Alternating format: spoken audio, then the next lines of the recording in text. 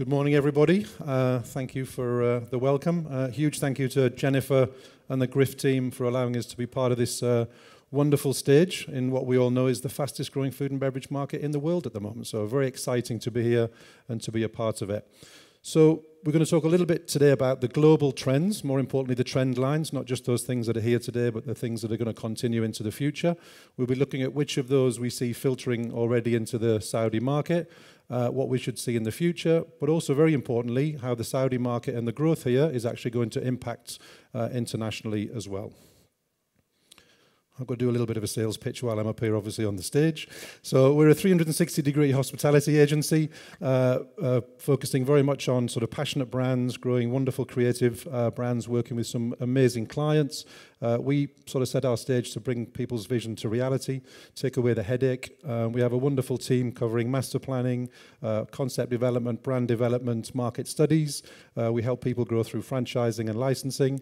We have an amazingly creative interior design team and graphic design team, and I think perhaps what makes us a little bit different, we actually operate as well. So we don't just tell you what we think you should do, we'll actually stand there next to you and help you do it if needed as well. Every year, at the beginning of the year, we produce our trend reports. So this came out earlier in the year, looking at what we think is going to be happening into the following 12 months, but more importantly into the future as well. The full report's available to download online. But more importantly, we wanted to look at which of those we believe are really going to impact on what's happening here in Saudi. One of the key things we see are these amazing new relationships that are starting to be built with food and beverage spreading its wings and working with a lot of the new industries that are out there. A lot of brand collaboration going on. You've got things like Massimo Bottura working with Gucci, Alan Passard working with Louis Vuitton, but even at the sort of more sort of accessible end of the market, the lovely floozy cookies coming out of London working with Harrods and Valentino shows that those collaborations are really starting to work with some very different industries. Competitive socializing, we all know about this. Golfing, darts, shuffleboard, clay pigeon shooting, but what's driving that? And I think very key to this market here in Saudi, it's driven a lot by families, very accessible to family dining and people coming together, which we know is important in the region, but also a lot of this has been driven, the younger generation are just not drinking as much alcohol as they were. Again, very relevant to the market here in Saudi. The metaverse. I put my hand up, I have no clue what it means, but the team told me I had to talk about it. But no, seriously, we're seeing a lot of brands from QSRs all the way through to Michelin star, now looking at these wonderful digital opportunities to spread their brands and give it to a wider audience within the world. So something that definitely can be looked at and leveraged here in the kingdom. Merchandising, beyond the cookbook. That's what we always used to do, or a few T-shirts and a few baseball caps. But now taking this merchandising and a little bit linking with the brand collaboration, working with proper fashion designers and other lifestyle brands to expand the relationships that are out there and grow people's awareness of what's going on. F&B as an anchor for retail spaces. That's not really something new. We know that's a big driver for developments and for hotel developments and everything else that's going on. But it must be experiential and it must be well curated. These are the buzzwords that are out there and we think are very relevant in the development of the kingdom in the future. Westfield, which we probably feel are one of the foremost thinkers within this market, their forecast is that by 2025, 50% of GLA will be given over to experiential offers there. Not all food and beverage, might be retail as well, but very much experiential that makes it different from shopping online and actually going physically into a new development.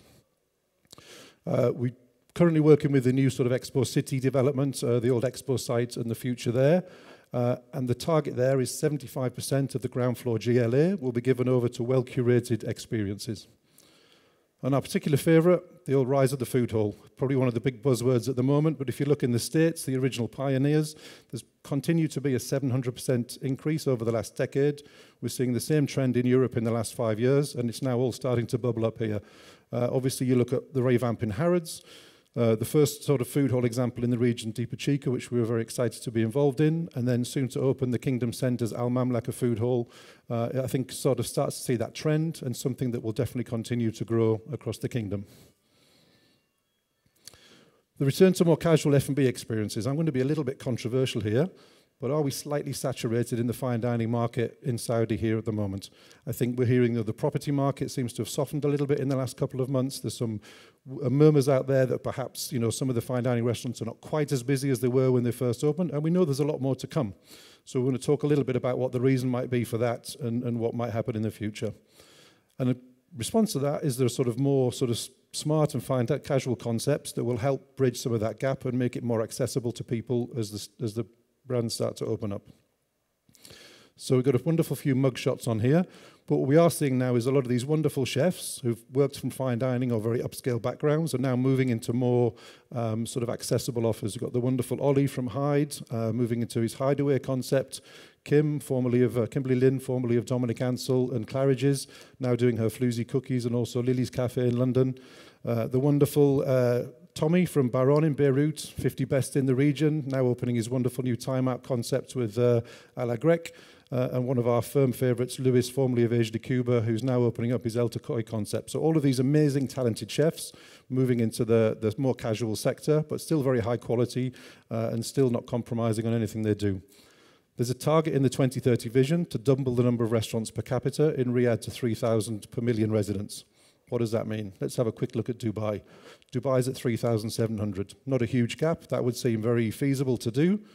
However, slight word of caution, this is how many people are staying in Dubai every year for one night.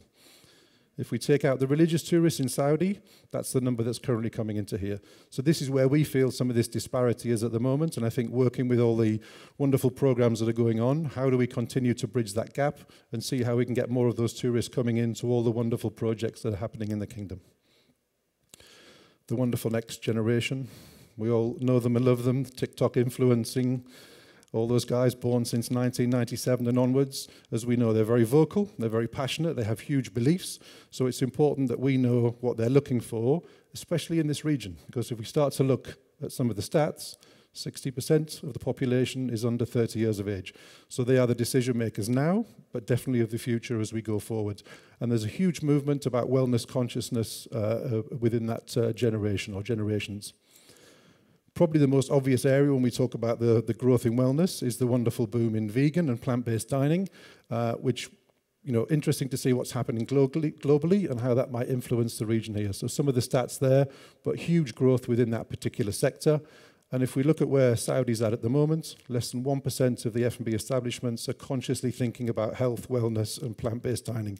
So if you look at that compared to Dubai, again, not saying we should be always looking at the noisy neighbours, but there's always some relevance there to look at that. And this is definitely going to be a growth sector, and we definitely believe the plant-based sector is about to boom within the region generally. There's a huge interest in, I think, truth-telling and being really, really true to your values when you come to sustainability. And one of the things that we're very passionate about at TGP is, yes, we want to talk about food, which we'll talk about in a minute, packaging, and all of those things for the environment, but we also want to talk about the human element of this as well. It's important that we create the next generation that know about sustainability, and we create life-changing opportunities for them. We've had an amazing project we've been working on called Q Coffee, which is an amazing female-only coffee cooperative from Rwanda. Over the last 10 years, they've brought 180,000 women into financial independence, which means they can make their decisions for their own life. And these are the type of stories that are told truthfully and properly that we believe the generation in Saudi is going to be extremely interested in and extremely passionate about as well.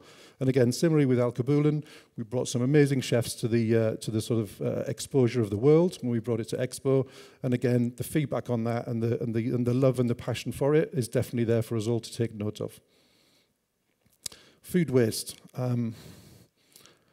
United Nations, 1/3 of the food in the world is just thrown away before it's even been eaten. It's a horrible, horrible statistic when you look at it. And we should, I think as a group, we have a huge part of that to be blamed for, and we should hold our hands up.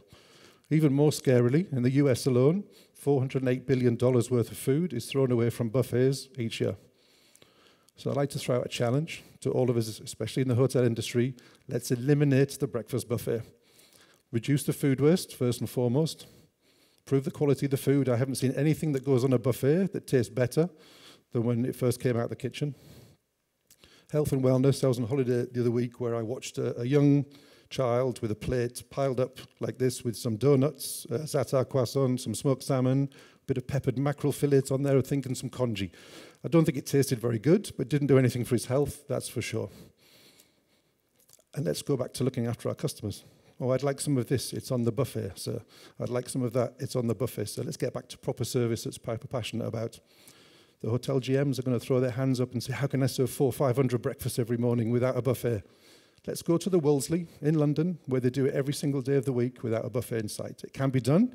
I know it's not easy, but I'd love to challenge everyone to try and move towards that.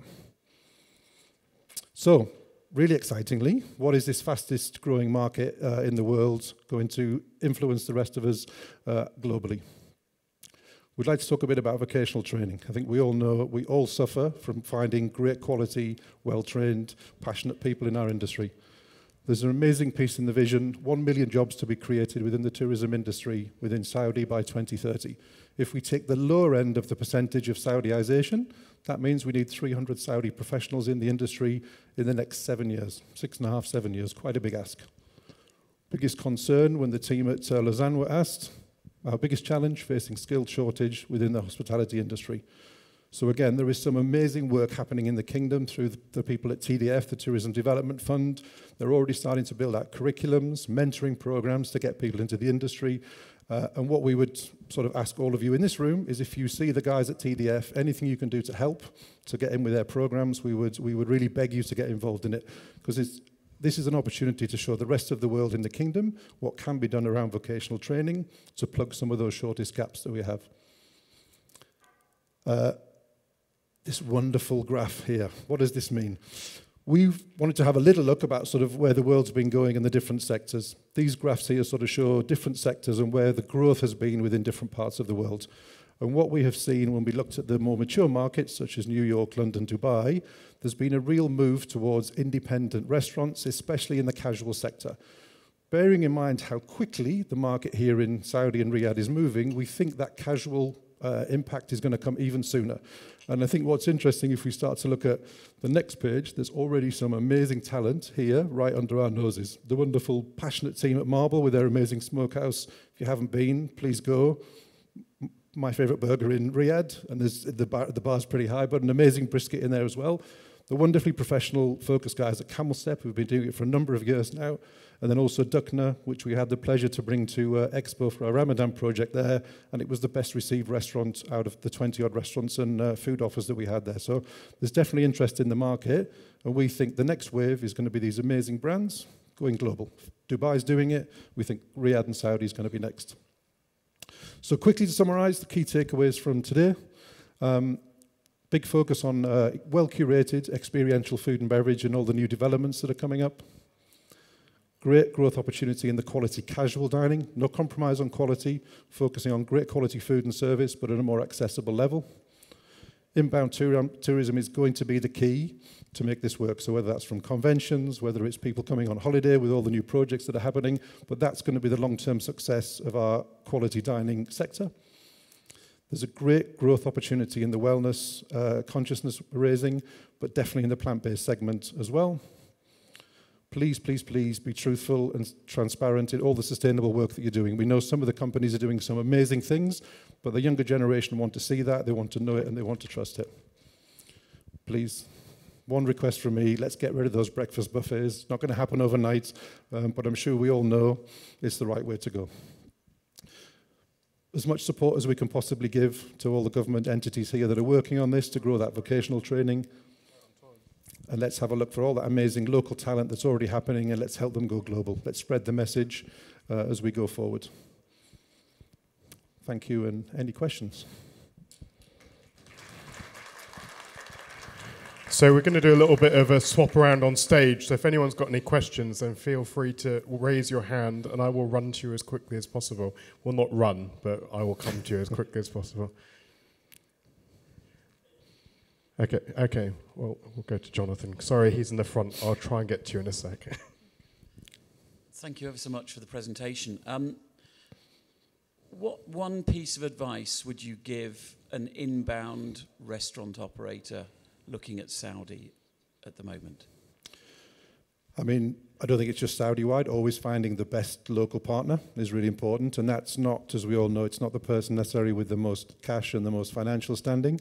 It's people that understand the business, people that genuinely want to be in the sector, and people that will allow the the knowledge seekers, you know, to get on and do what they want to do, but also being smart enough to be able to give the localization that's needed with any brand. I don't think there's any brand can walk into Saudi and not be open-minded enough to make those changes and tweaks to make sure it works for the local market. But having that balance, I think that's really what you should be looking for. We've got one more down here as well, Simon, and then we'll switch to... I'm right at the back. Hi. Here you go. Hi, James. Yes, hello. It astounds me that leaders in the hotel, food and beverage sector are perplexed by this issue of not being able to find staff. This is pretty basic economics.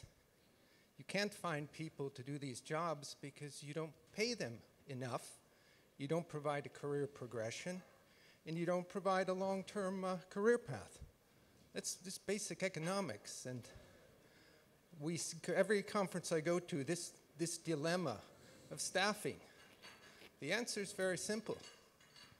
Pay people what they're worth. Give them a living wage. Thank you for that. I think there's probably a lot of people in the room might actually point out they've got some rather good career progression with the industry. And there's a lot of people very passionate in the industry about making it better. I think we've gone through a huge change within the world. And interestingly, every country and place I visit is going through the same situation. We lost a huge amount of talent from the industry during a 2-year period.